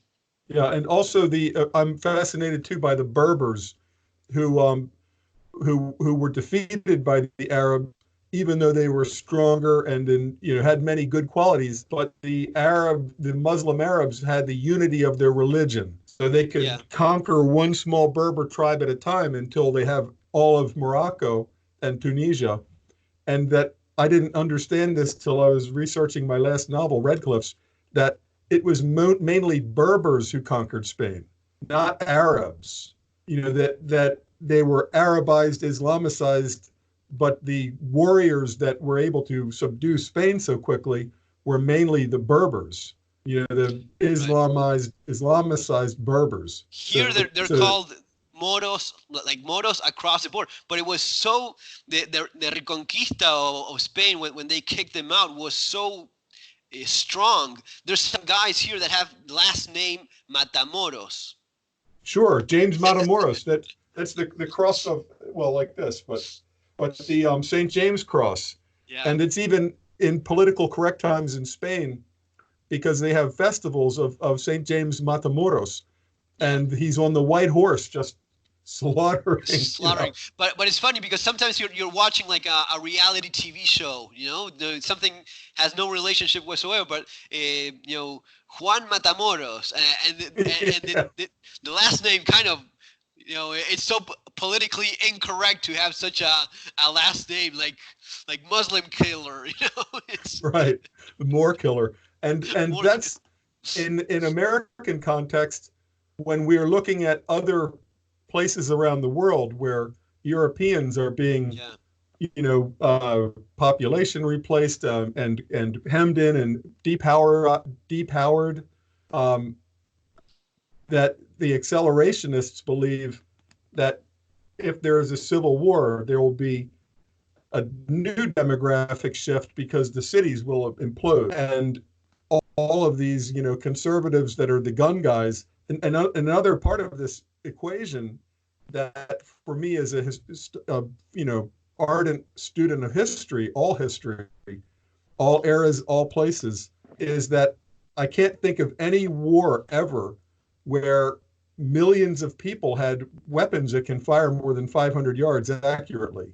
That if you are Saddam Hussein or Francisco Franco, all you have to do is drive into the town square with 10 army trucks, and you are and with guys with submachine guns, and you now own the town, period. Right. Well, in this country, that won't even work for 5 minutes because before the trucks get to the town, they'll have flat tires at best. If the people don't want those, and there aren't enough helicopters, and the guys who maintain helicopters, they have to live somewhere. It's not like in Afghanistan where the soldier's family is back in Florida, and he's on a safe fire base in Afghanistan. In a civil war in America, if the guys that are doing raids by helicopters, then their families become a target, and everybody's living mixed together. They're not living. It's gonna be a war fought on your backyard, not in some foreign land. When that you go there for a tour, but your family is stateside, and it makes it very different. It's that's very much like what happened in Argentina with the dirty war. With the Guerra Sucia, targeting the kids of the militares. They would put bombs in the schools where their kids would go. And that's why it's called a dirty war, because it ends up being so freaking dirty. And when you have everybody living in the same population, then there has to be at some point kind of a separation, like India, Pakistan, or in Northern Ireland, where the lines got, you just couldn't live as a you had to move to your own side. That is still today in Northern Ireland today. Well, I was kind of like an outsider because they would look at me and they would look at me like, what are you? Because I would speak English, and they look at me like I'm from South America, from Argentina, and very few people could even point it in a map. They had no freaking clue where I was from. I lived in a mostly, I guess it was like 80% Protestant, but I just like the place where I was, and I had no beef in any of the internal fights there. But it was most definitely, you had like the Catholic, Irish towns and streets, and the Protestant ones, and they would mark all of those with flags. So you were driving around and you would see the flags, and depending on if you saw the Irish flag, it was a Irish Catholic neighborhood. If you saw the Orange Union Order, Jack. well, yeah, well, The Orange Order, or yeah. like a big mural on the side of the end of a townhouse row for Bobby Sands, Yeah, or well, like the Derry, heroes of the yes. IRA, Or for example, the martyrs. it is fascinating because you learn lots of little things. For example, if someone told me, yeah, I went to Derry this weekend, I knew exactly who that guy was. Because he will never say Londonderry. Right, they would never say Londonderry, Yeah, my father was Irish Catholic American, and he always used that as the example. He said, imagine if the Germans had won and they called London Berlin, London. No, Yeah, exactly. no English person would ever say Berlin, London. That was his example, Right. Berlin, London. So calling it Londonderry, Yeah, it's very good. you would just never say Londonderry, only if you're a Protestant. But I went there. Derry or Londonderry, whatever it is you liked calling it, it's a very sad place. All of Northern Ireland has this sentiment of still not getting over the conflict that they have. That is something else that, in spite of being very beautiful and they loved it over there, they still have that thing of I always have to make sure what side the other guy is I'm talking with, because I cannot mix with someone that is from the other side, even if. Yeah, on a deeper level, one of the themes of my Red Cliffs novel is that for the mutual purpose of saving Christian girls, some are Catholic, some are English, because they're sent to Ireland to be in a safe convent school. Right. But they are not safe from a sea. Sent to Ireland to be safe. So it's Irish and English and European girls.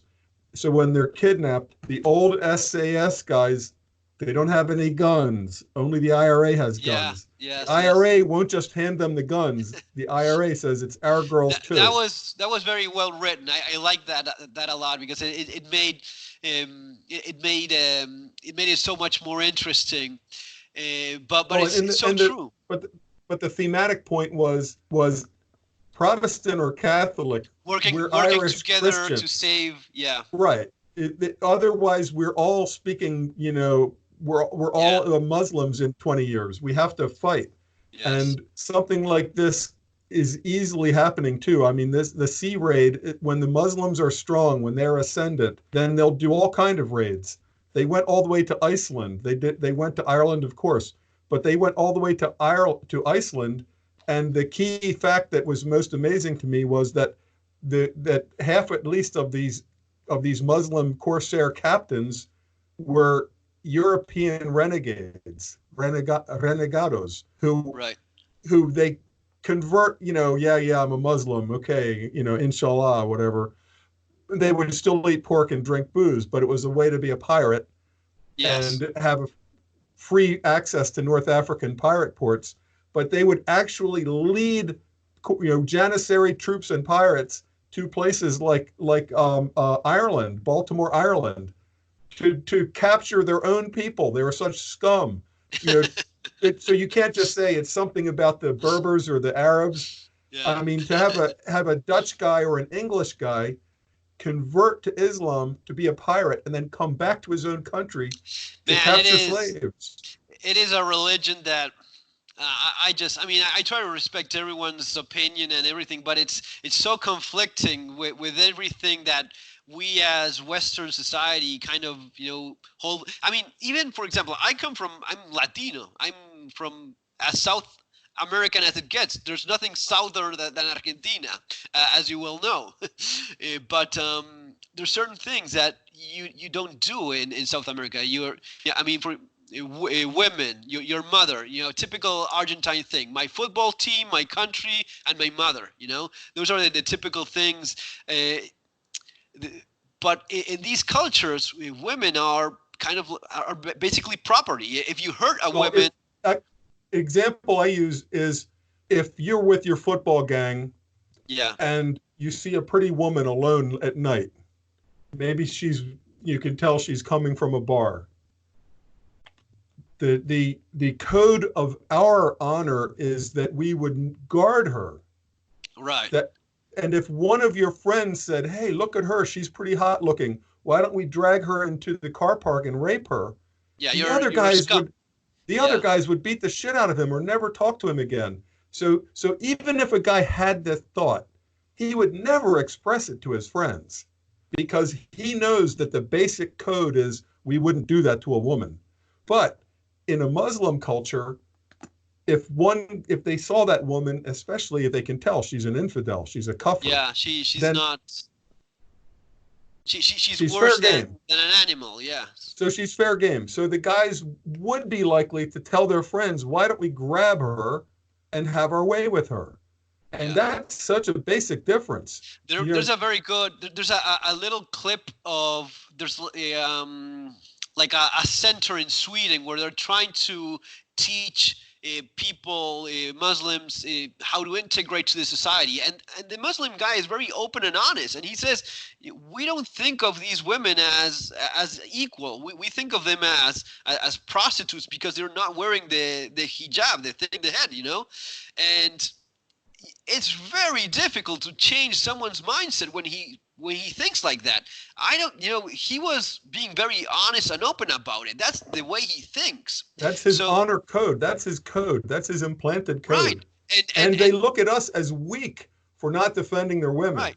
There are cultures, just in terms of theft, taking religion out, like Albanians, some people from some countries. If something is available to steal, you just steal it. And you would tell your son to steal it. The father would teach his son, if you want something, you have to guard it. If you don't guard it and it gets stolen, that's tough luck for you. It's your fault. You didn't guard it. And that's how Muslims look at our women. We allow our women to walk around dressed like prostitutes. Right. We don't protect them. We're holding up a sign saying refugees welcome, which they interpret as please take our women. Yeah, we're just like it's very complicated because it's such a different mindset, a different mentality from I was watching the news like a couple of weeks ago, and there was this headline in Argentina about a guy that cut his wife's throat because he was in a divorce or something like. I thought that's so strange. It makes no sense. When I read the news, it was some guy from India living in Argentina that did that, because it never would occur to someone, cutting the neck like an animal, like sacrificing an animal. That's the kind of thing that you rarely hear of in South America. It's not common at all. Yeah, and you can, if as an American or a German or anybody, I walk into the wrong bar in a tough part of town in Argentina, I know that if I do something accidentally to disrespect the football team or the flag or something, like I go, yay for the Brits in the Falklands. Or, yeah, you may get a little bit of shoved around. Yeah. But I know too that if my daughter and her friend are hit backpacking around South America, it's a different situation than Morocco. Yes. It's just different. Well, again, in Morocco, it was just a few months ago that a couple girls, I think, but you feel sorry for them, but a couple girls a couple Swedish girls in Morocco, they got raped and killed. But they're brainwashed. Brainwashed. My daughter, who is 23, she went a year before last. She went to Spain by herself for a college courses in Santander, and beautiful city, and small city, but I love it, Mar Cantabrica. But she flew from USA to Madrid, then trains from Madrid to Santander, staying with some family, and then coming back the other way. I never worried about her in Spain. No, I mean, it's very safe. I never worried about her at all. Bad things happen everywhere. You always have to be careful because, sure. For example, there was this other British woman. She was in a kayak going through the Amazon jungle.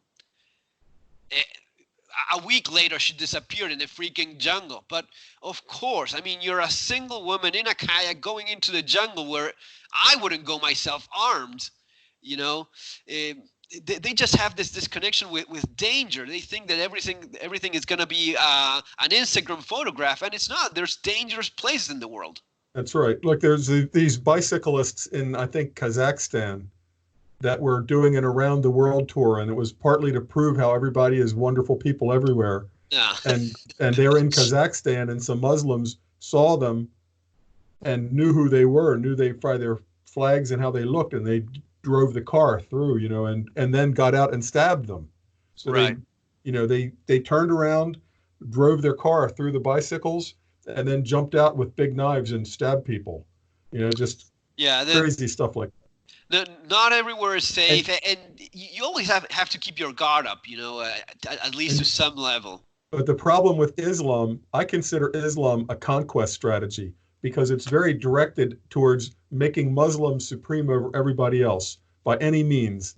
And as long as they believe in the Quran and the Hadith and the reliance of the traveler and the Sunnah, Surah, anyway, you can't tell them the new Quran will have these things taken out. Anybody who suggests that is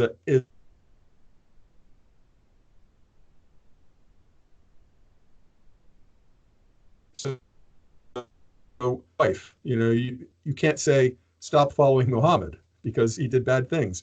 So you can't fix Islam. It's not reformable. There's no Martin Luther that is going to say, here's the new Quran without the bloody stuff. That guy doesn't last one day. Then they go back to the original Quran, and it's a battle plan. It's a conquest strategy.